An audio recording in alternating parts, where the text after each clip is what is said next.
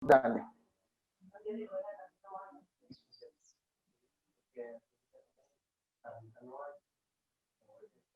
Un saludo a todas las personas que entren a nuestro blog del Archivo Musical de Caldas de la Facultad de Artes y Humanidades de la Universidad de Caldas.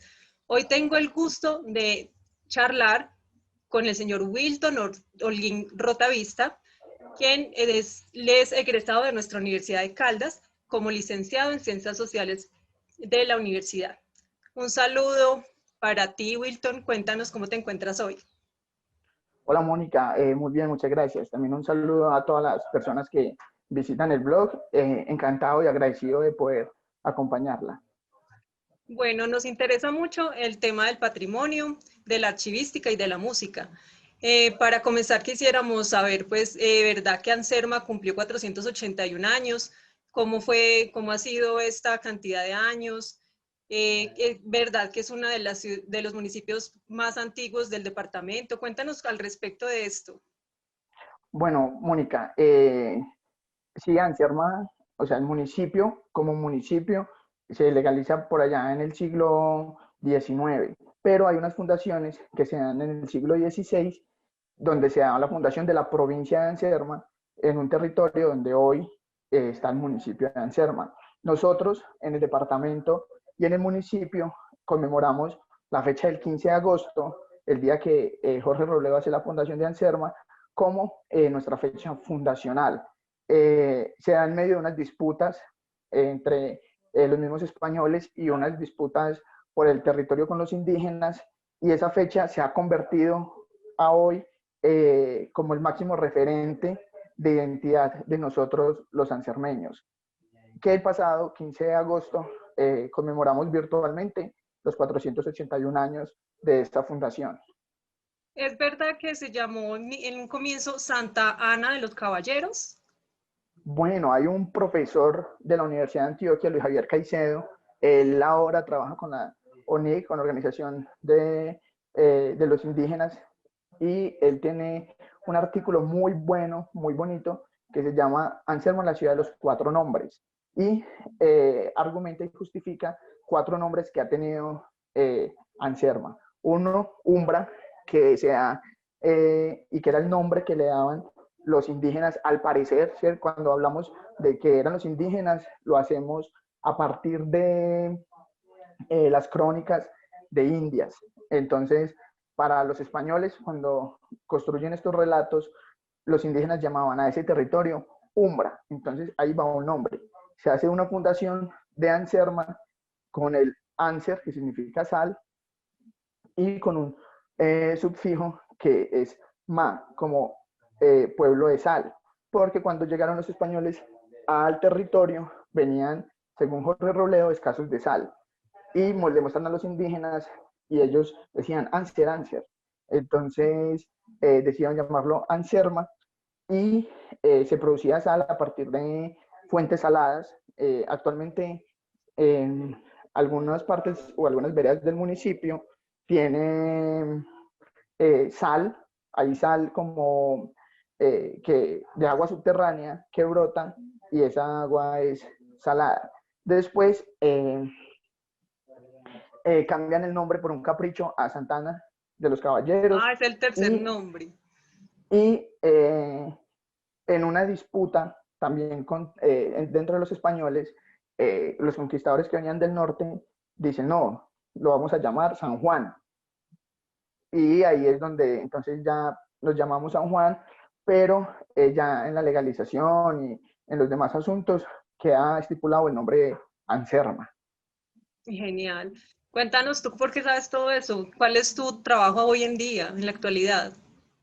Mónica, ahora yo soy egresado, como lo dijiste, de este programa, y desde pequeño mi experiencia de vida como desde grado décimo, noveno, fue involucrarme y preguntarme por el pasado del municipio. Entonces ahí encontré personas valiosas que me guiaron. En los municipios y en la localidad pasa algo que es muy particular, y es que las personas tienen, como los escritores, tienen una doble función. y es escribir, aportar a las letras, pero de igual manera es llevar la memoria, escribir las crónicas del municipio. Entonces son las personas como que se echan al hombro estas memorias por medio de las entrevistas, de los documentos, y que si bien escapan a una mirada que después la universidad me dio de la academia, con su proceso científico, con su método, sus metodologías, son valiosos. Puedo decir que en el municipio ahora mismo no hay un estudio realizado por alguien dentro de la academia que supere estos estudios que han hecho las personas desde el sentido de pertenencia, desde esos aportes a...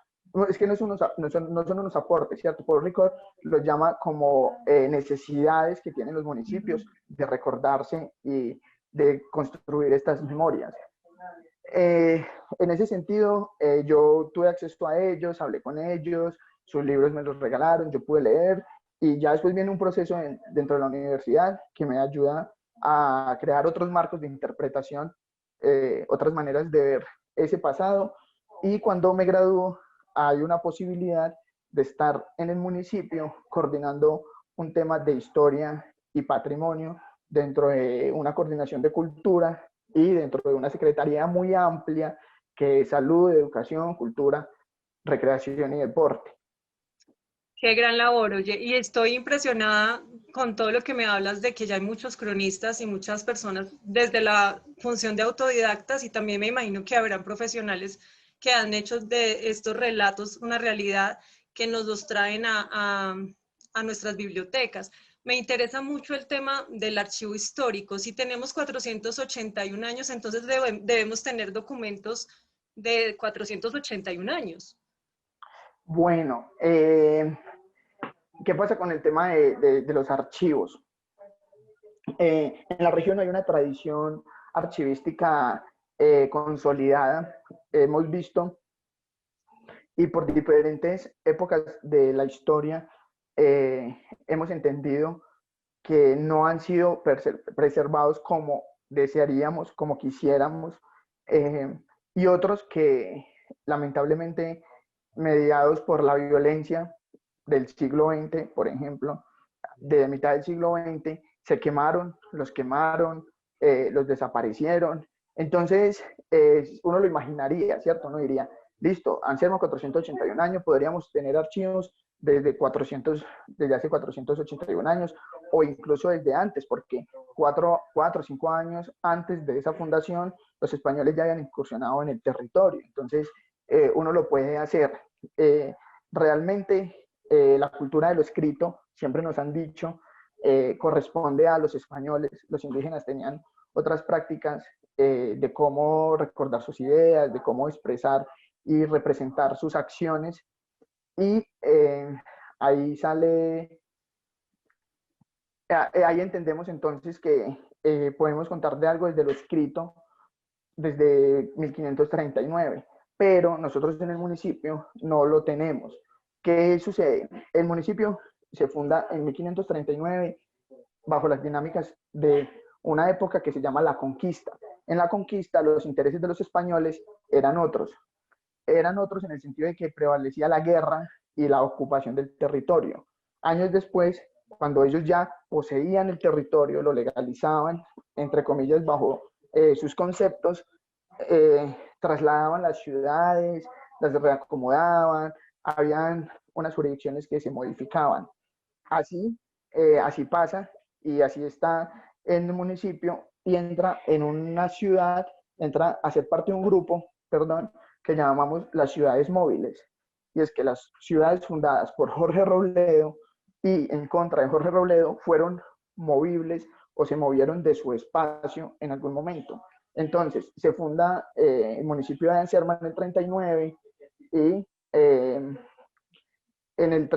funda en el 39, se desarrolla toda una vida colonial, pero alrededor de 1717, entre 1717 y 1720, se decide que el municipio, que Anserma se va a trasladar a un espacio más plano, a un lado de Cartago, que es lo que hoy conocemos como Anserma Nuevo. Ese traslado se hace dentro de la misma jurisdicción del territorio de Anserma, pero entonces se llevan una iglesia, se llevan los archivos, porque se llevan los archivos, y allá, en la época de la violencia, los queman el archivo municipal en épocas de la violencia y desaparecen esos relatos. En Anserma quedan personas viviendo, o sea, un municipio o un pueblo no desaparece de la noche a la mañana, pero quedan personas viviendo, y las únicas fuentes que tenemos desde ese entonces son actas de nacimiento, de muertes, de bautizos en la iglesia. Es lo único que nosotros tenemos desde 1717 hasta 1850, hablando en el municipio, porque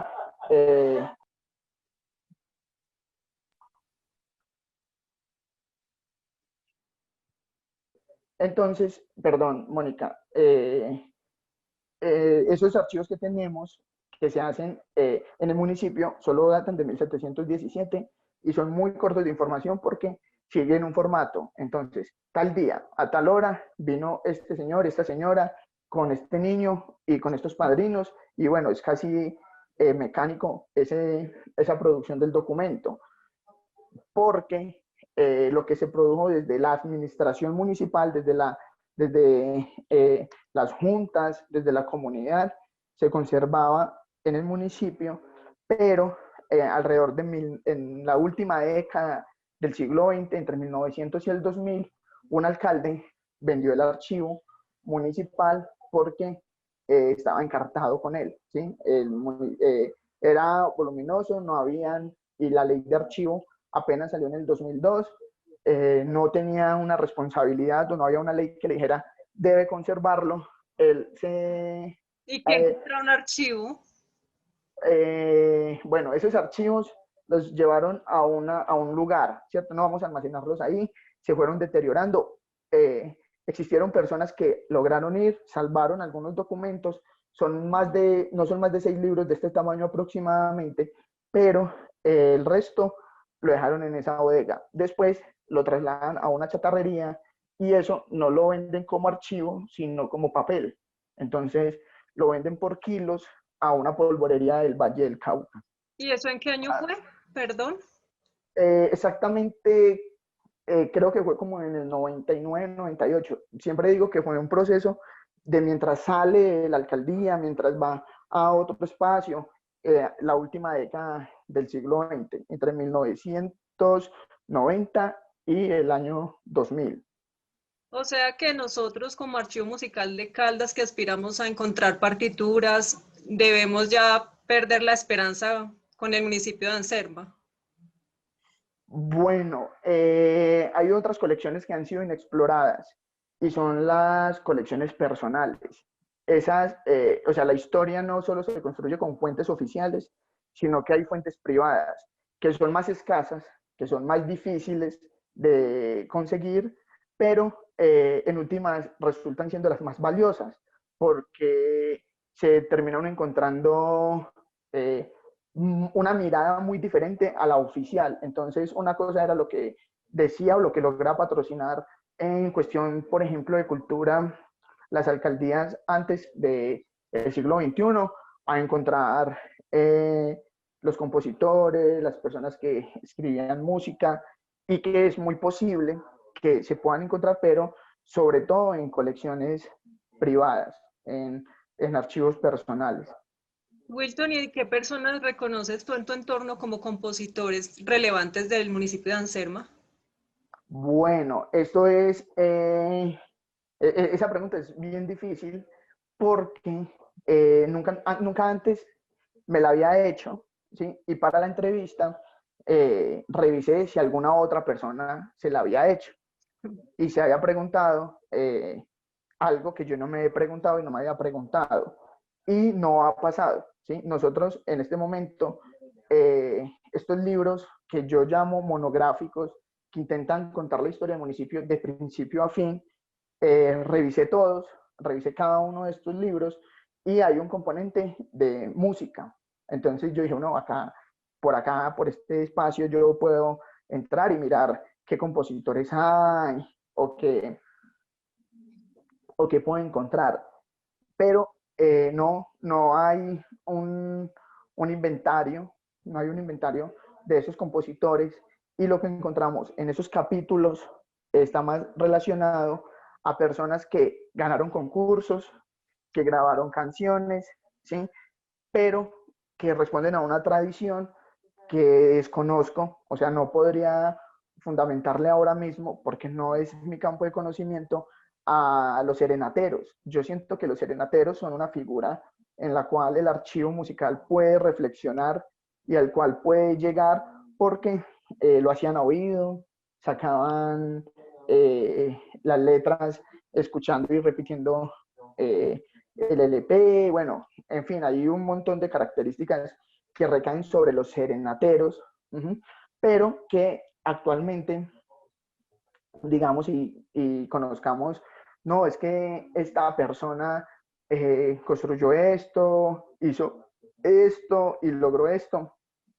No, porque siento que los procesos fueron muy empíricos en la medida de que el oído prevalecía y de la manera de que estas, no sé cómo lo podamos llamar, pero siento que sonaba bonito.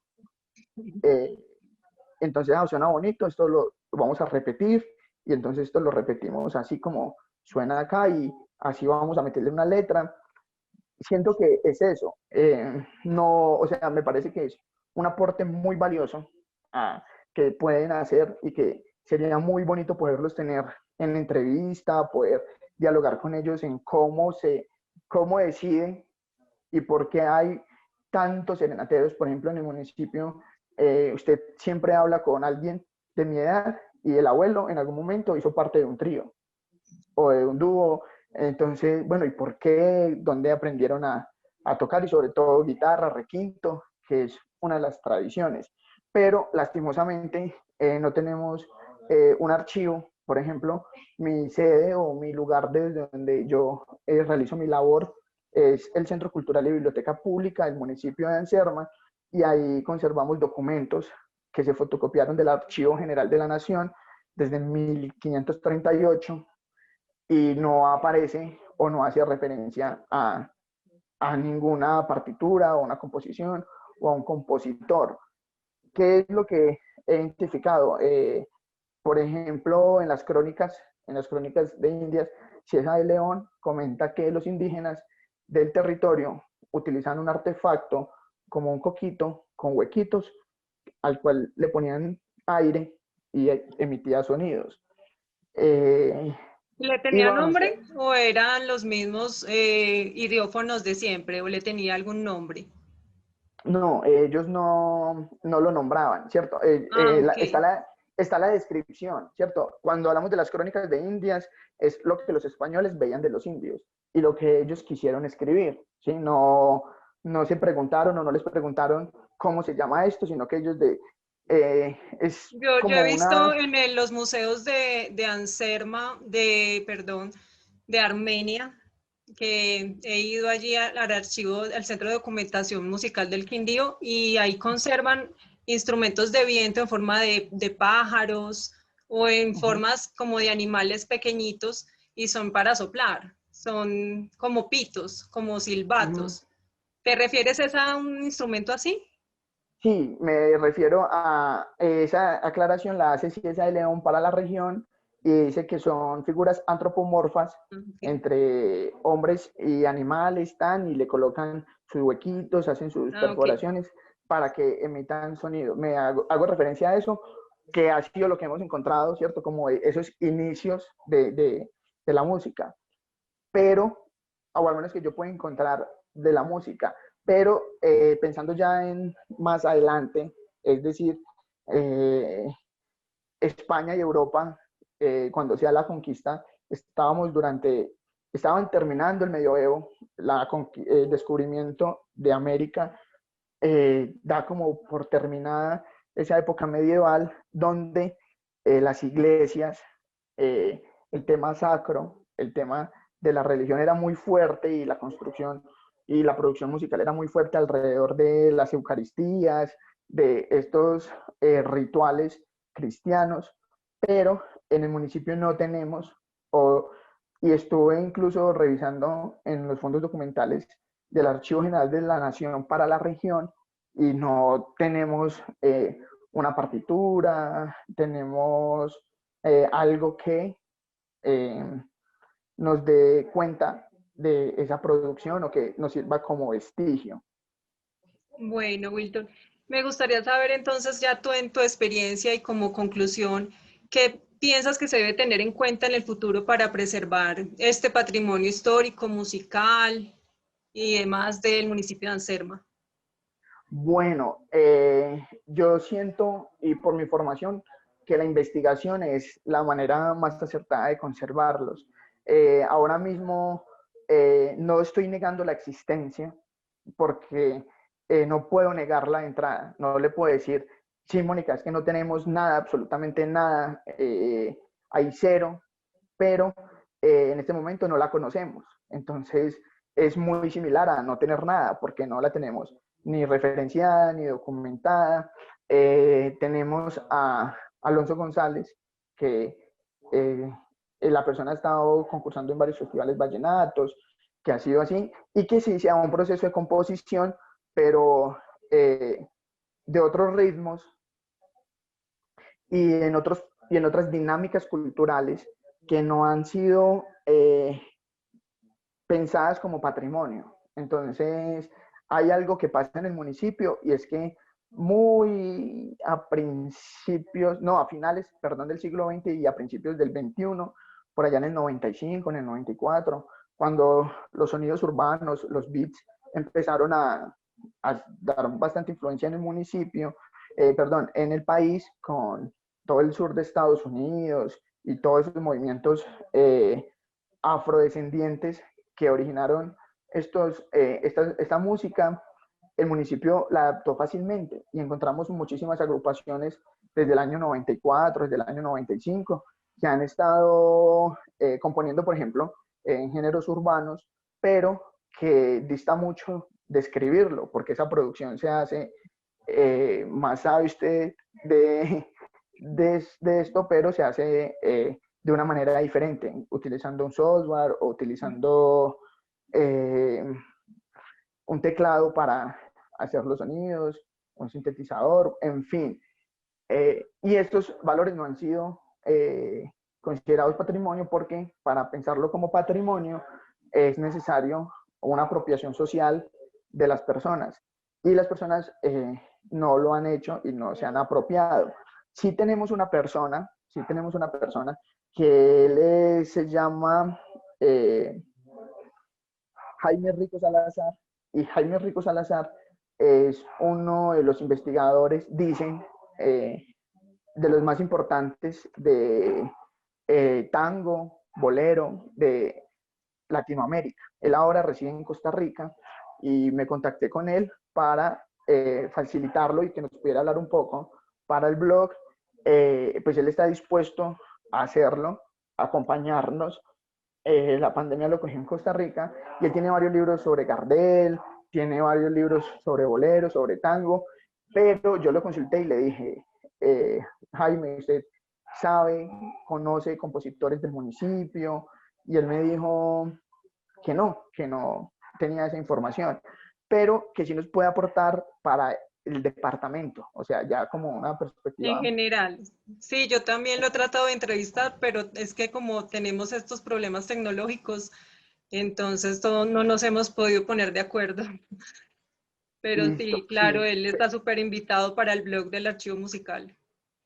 Sí, Yo me contacté con él porque pues me interesaba y porque ahora mismo tengo ese propósito de que dentro de el inventario que empieza el otro mes de expresiones patrimoniales en el municipio de Anserma, porque tampoco lo tenemos, es decir, la perspectiva y la visión de patrimonio ha estado muy ligada a lo público y a lo público desde la gobernación y desde estas entidades ha estado dándole prioridad y énfasis a la arquitectura. Entonces, hablamos de patrimonio arquitectónico, las casas tradicionales de la colonización del siglo XIX, pero habíamos reducido un poco el concepto a estas viviendas, a estos bienes muebles e inmuebles, y habíamos olvidado otras expresiones como son las documentales, y dentro de las documentales, las que nos pueden dar información de estas composiciones, que es un reto que ahora mismo nos planteamos para este inventario que vamos a hacer en el municipio. Qué bueno. Yo te quiero dar las gracias, Wilton, por haberte prestado para esta entrevista para el Archivo Musical de Caldas. Esta es nuestra primera salida en el blog y quiero pues que todos los proyectos que tienes patrimoniales en Anserma se puedan llevar a cabo. Te agradezco mucho. Muchas gracias, Mónica, a usted por la invitación. Espero también poder contribuir más adelante con mayor información. Siento que estos proyectos son muy importantes en la medida que crean la inquietud y generan preguntas. Entonces, cuando usted me pregunta sobre esto, yo digo, sí, es un campo, es un vacío historiográfico en el cual no hemos problematizado y en el cual lo podemos hacer y el cual es necesario para aportar y pensar en qué vamos a dejar o en cómo esto va a contribuir para que otros músicos, para que otras personas disfruten, aprendan de lo que algún día, lo que en algún momento fue relevante para nosotros los humanos. Muchas gracias a todos por ver este video. Espero que les sirva de mucha ayuda para todos sus trabajos y estaremos pronto con otros videos del Archivo Musical de Caldas. Muchas gracias, Wilton. Hasta luego. Ya, Mónica, que estés bien.